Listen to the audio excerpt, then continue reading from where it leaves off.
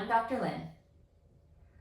A lot of men that we see with pelvic pain have to sit a lot for work, usually on a computer, sometimes slouched over a keyboard, and that can build up a lot of tension in the buttocks and both the back and front of the hips.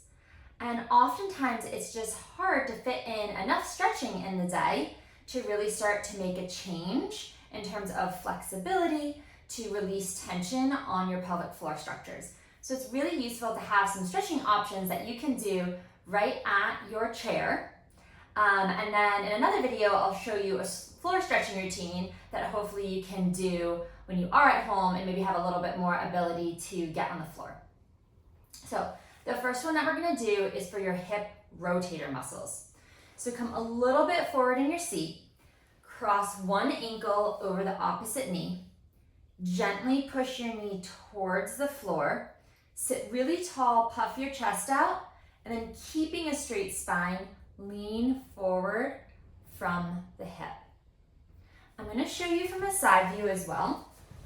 It's important that you don't let your back slouch like this.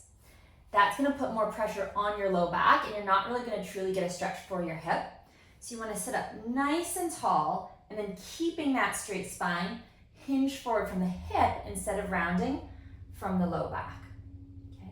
If you're really tight, you may just get a stretch just pulling yourself into a tall sitting position. If that's the case, just stop there. And if you practice this daily, after a few weeks, you will start to be able to lean forward a little bit. Go ahead and try it on the other side and notice if there's any difference. So cross your other ankle over your opposite knee, pull yourself into a really tall sitting position, press your knee away from you, and then keeping that straight spine, hinge forward from your hip. If you find that it's really hard to remember to stay straight in your spine and you tend to round and look down, just pick a target to look up at, like I am now. That's gonna help keep your chest lifted and your back straight. Okay. The nice thing about this position is you could still be reading an email on the screen, or maybe you're even in a Zoom meeting and you're still looking into the camera. Okay, so that gets more hip outward rotation because the ball's spinning outward in the socket. Now we're gonna do one for hip inward rotation. So go back to the original leg that you crossed over. Start in the same position with ankle crossed over knee. Then reach across your body with the opposite hand. Pull your knee across your body like you're aiming for your opposite shoulder.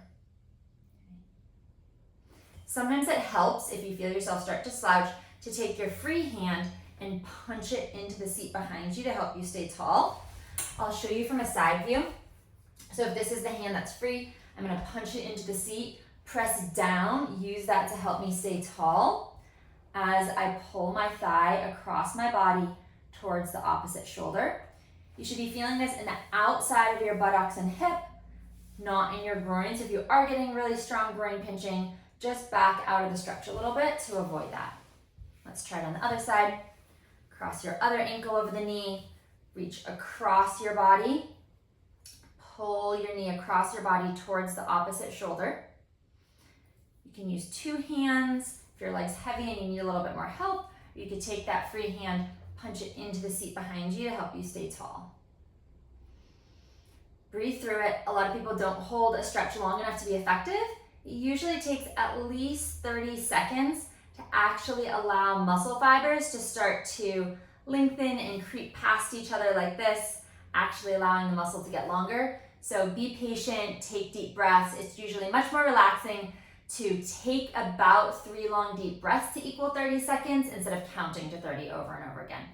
Usually you also need to do these on each side at least 3 times, a few times a day, just for that first intensive phase to make the change happen. Now let's do something for your hamstrings, which is the back of your thighs. So scoot forward towards the edge of your seat, straighten your leg out in front of you with the foot down and your toes pointing up to the ceiling. Keep your chest lifted, press lightly down on your thigh and hip hinge forward. If you feel any strain in your low back, put a hand on each leg, push yourself into a straight back position, and use your arms to support the weight of your trunk so you don't feel like you're holding yourself up with your low back. You should be feeling this down the back of your thigh in this area. I'll show you from a side view. So scooch forward to the edge of your chair, sit up tall, prop your heel on the ground, toes up to the ceiling, knee as straight as you can. If it's painful though, don't force it straight. It's okay if in the beginning it's slightly bent. Lift your chest, straighten your back, and then hinge forward from your hip.